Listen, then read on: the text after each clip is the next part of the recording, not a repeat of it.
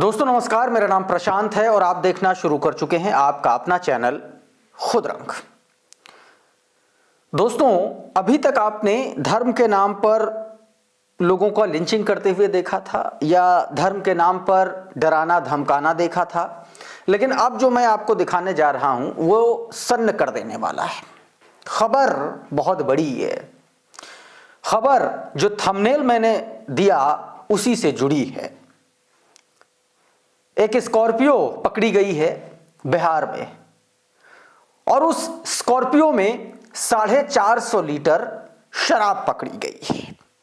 उस स्कॉर्पियो पर जो लिखा है वो मैं आपको शब्दों में बता रहा हूं, आप अपनी स्क्रीन पर देखिए। और उस पर लिखा है, जगत गुरु विश्वकर्मा शंकराचार्य अंतरराष्ट्रीय विश्वकर्मा महाशक्ति पीठ तीर्थराज प्रयागराज भारत विश्व सनातन धर्म भारत जोड़ो यात्रा सत्य और विश्वास।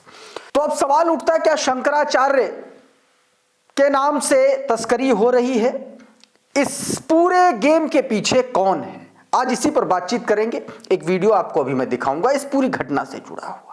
धर्म के नाम पर अब शराब तस्करी हो रही है, शंकराचार्य का नाम लिखा हुआ। अब जांच होगी तो पता चलेगा कि ये कौन से शंकराचार्य हैं जिनके नाम पर 450 लीटर शराब इनकी स्कॉर्पियो में पकड़ी गई।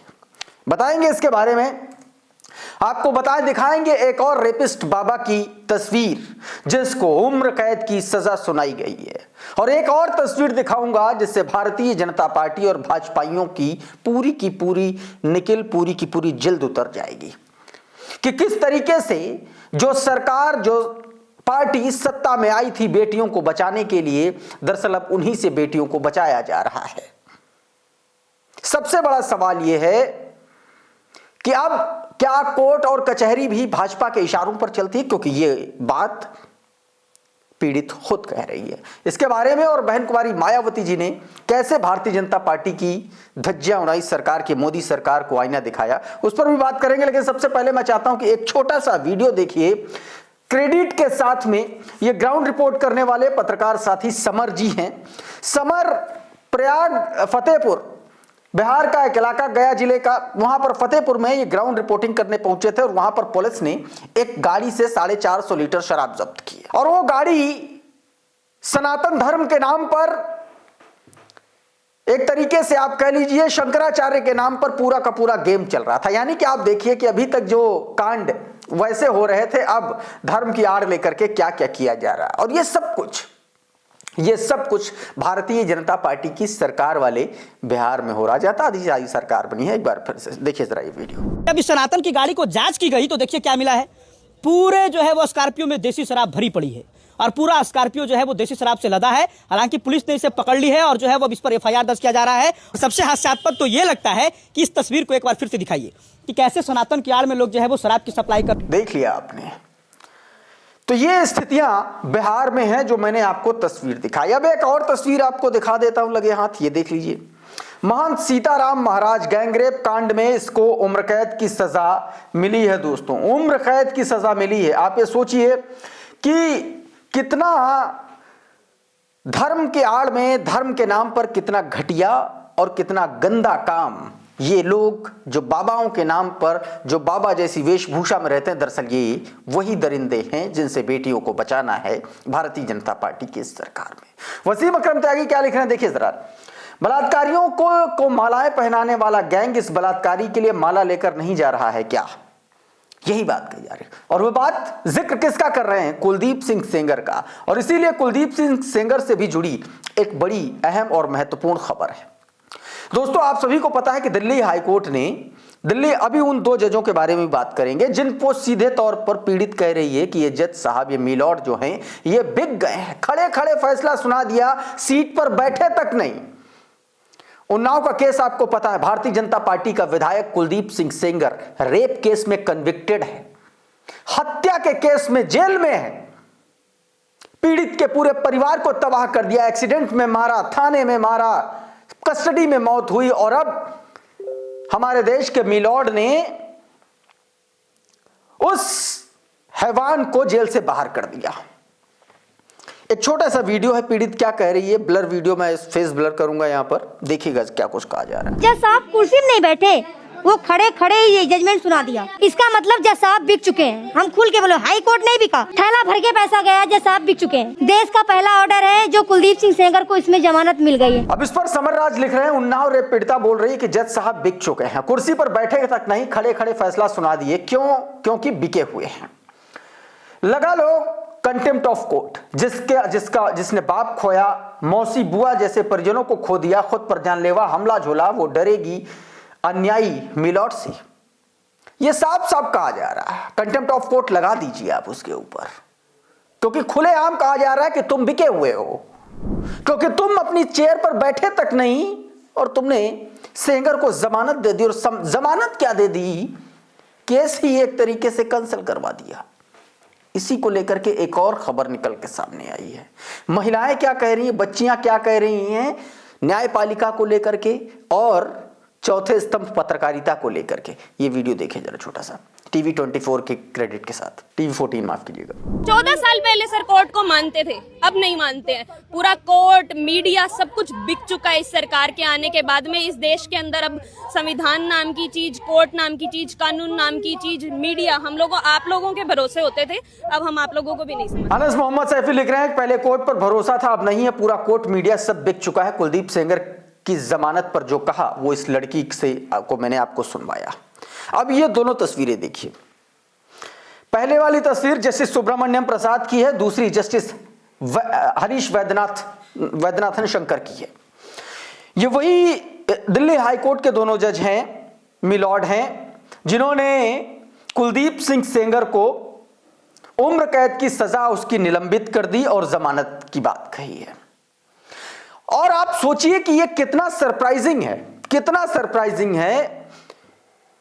कोर्ट ने कहा था, कोर्ट ने ही कहा था कि इसको जो है सीधे तौर पर जब तक मौत नहीं हो जाती है, यानी कि उम्र भर जेल में रहेगा। लेकिन दिल्ली हाई कोर्ट ने देखिए क्या कहा। खबरें तो ये भी आ रही हैं कि इस सेंगर को बिहार चुनाव के बीच में ही रिलीज करना था, लेकिन चुनाव के चलते कहा जा रहा है वो आदेश, जजमेंट नहीं आया। ये भी बातें कही जा रही है। एडवोकेट विजय सिंह देखिए क्या लिख रहे हैं।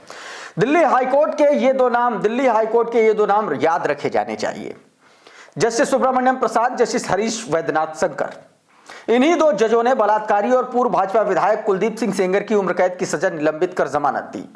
यह सिर्फ एक आदेश नहीं है, महिलाओं की सुरक्षा पर लगा न्यायिक ठप्पा है। हर महिला को ये दोनों चेहरे याद रखने चाहिए, क्योंकि यहां सजा अपराधी को नहीं पीड़ित को मिलती है। यह एडवोकेट विजय सिंह का कहना है। और अब कहा तो यह भी जा रहा है कि यह पूरा का पूरा मामला सुप्रीम कोर्ट पहुंच चुका है। सुप्रीम कोर्ट में दिल्ली हाई कोर्ट के जजों के इस फैसले के खिलाफ मामला पहुंचा और कहा जा रहा है कि इस फैसले को तुरंत इस फैसले को निरस्त की जाए और कुलदीप सिंह सेंगर की जिस उम्र कैद की सजा को निलंबित किया गया उसको फौरन बहाल किया जाए और जमानत रद्द की जाए, यह कहा जा रहा है। और जो होना भी चाहिए। अब यह देखना होगा कि सुप्रीम कोर्ट में क्या कुछ होगा, लेकिन अब यह पूरा का पूरा मामला एक बड़ा इशू बन गया। पूरे देश में प्रोटेस्ट शुरू हो चुके हैं और आपने देखा होगा कि दिल्ली के जंतर मंतर पर विमेन एक्टिविस्ट योगिता भयाना और ये उन्नाव की ये पीड़िता किस तरीके से धरने पर बैठी थी और कैसे दिल्ली पुलिस टांग करके ले गई थी, वो तस्वीरें भी आपने देखी होंगे सोशल मीडिया पर। अब एक तस्वीर विश्व गुरु भारत प्रधानमंत्री नरेंद्र मोदी की नाकामयाबी की दिखाता हूं, चाइना से जुड़ी हुई। चाइना में बीते दिनों ब्लॉगर अनंत मित्तल ने अरुणाचल को लेकर के भारत के समर्थन में कुछ बात कही थी। उसके बाद चाइना आ गए तो चाइना ने किस तरीके से उनके साथ व्यवहार किया, उन्होंने वीडियो बना करके इसके बारे में बताया है। ये छोटा सा हिस्सा देखिए और उसके बाद आगे की बात। मेरे को डिटेंशन एरिया में ले गए, काफी लोग थे वहाँ पे, बांग्लादेश के लोग 8-10 थे। जब 2 घंटे तक कोई नहीं आया मैं परेशान हो गया कि कुछ गड़बड़ है। 2 घंटे बाद 2 चाइनीज ऑफिसर आए, मुझे एक रूम में लेके गए थे, कैमरा फोन जो रिकॉर्ड कर सकते थे सब ले लिए। वो मेरा आईपैड बैग में भूल गए चेक करना। यहाँ मेरी फटनी शुरू हो गई। मुझे समझ आ गया वो इशू जो मैंने रेस किया था वो गलत डायरेक्शन में चला गया। सचिन गुप्ता इस पर लिख रहे हैं कि दिल्ली के ब्लॉगर अनंत मित्तल का दावा है कि उन्हें चीन के ग्वांगझू एयरपोर्ट पर चीनी अधिकारियों ने 15 घंटे तक हिरासत में भूखा प्यासा रखा, सभी गैजेट्स जब्त कर लिए। अनंत मित्तल द्वारा अरुणाचल प्रदेश को भारत का हिस्सा बताने पर चीन ने ऐसा किया है। अनंत 23 दिसंबर को अपनी वीडियो रिलीज करके उन्होंने ये जानकारी दी। वो 16 नवंबर को चीन गए थे। इस बीच दोस्तों बांग्लादेश में हिंदुओं पर हो रहे अत्याचार को लेकर के बहुजन समाज पार्टी की सुप्रीमो बहन कुमारी मायावती जी ने नरेंद्र मोदी की सरकार को जबरदस्त तरीके से घेर लिया है। क्या कुछ कहा, उनका ट्वीट आपकी स्क्रीन पर लिखा, जैसा कि सर्वविदित है, अपने पड़ोसी देश बांग्लादेश में हिंदू अल्पसंख्यकों के जान माल और मजहब को जिस प्रकार से असांप्रदायिक हिस्सा का शिकार बनाकर उन्हें प्रताड़ित किया जा रहा है, उससे अपने देश में ही नहीं बल्कि अन्यत्र भी चिंता की लहर है। तथा हाल ही में वहां के एक दलित युवक पर जिस प्रकार से नृशंस हत्या की गई, उसको लेकर भारत भर में लोगों का सड़क पर फूटा आक्रोश स्वाभाविक है, जिसका भारत सरकार को तुरंत समुचित संज्ञान लेकर आगे हर स्तर पर कुछ और भी अधिक सक्रिय भूमिका निभाने की देश को आशा है और यही समय की मांग भी लगती, ये मायावती जी ने कहा है। और साथ में उन्होंने नरेंद्र मोदी की सरकार को घेरते हुए कहा कि देश में भी खासकर दलितों और आदिवासियों आदि पर सदियों से होने वाली जातिवादी द्वेष, जुल्म, ज्यादती, शोषण और तिरस्कार आदि रुका नहीं है बल्कि हर स्तर पर लगातार जारी है तथा उनकी सुरक्षा को लेकर के बने कानून को एक प्रकार से निष्क्रिय भी बना दिया गया है। लेकिन पड़ोसी देश बांग्लादेश में इस प्रकार की होने वाली जुल्म, ज्यादती कोई कम गंभीर बात नहीं है बल्कि ये अति दुखद और चिंता की बात है।